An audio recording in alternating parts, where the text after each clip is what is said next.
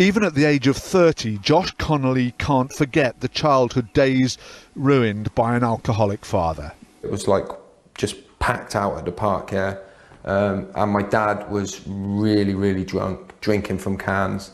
And he was walking along urinating while we were walking through. And I can remember, certainly it felt like every single person in the park was looking at us, yeah.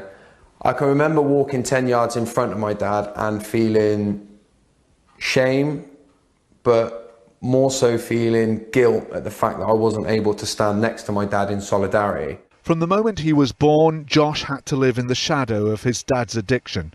By the age of 9, his father was dead. The Shadow Health Secretary, whose father was also addicted to alcohol, says the impact on a child growing up is deep and complex. The truth is, even speaking to you now, I have a sense of shame and a sense of guilt and anxiety about speaking, because these are very personal things, and somehow I feel that I'm betraying the memory of my father. And I think there'll be many people out there who will want something to be done to support these children but don't feel they can speak out. Local authorities say funding for alcohol treatment has been cut substantially, while demand for such services continues to rise. The Children's Society estimates that the lives of 700,000 teenagers across the UK are being damaged by parents' alcohol abuse. A survey of 3,000 families with children aged 10 to 17 found 12% of parents had recently had a drink problem.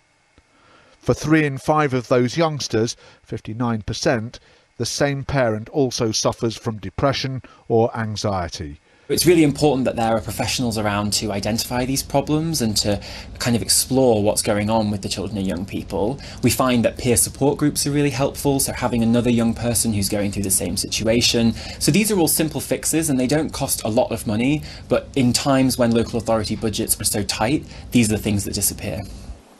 By the age of 13, Josh Connolly became an alcoholic himself, just like his dad.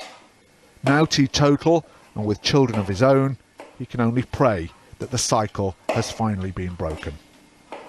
Mike McCarthy, Sky News.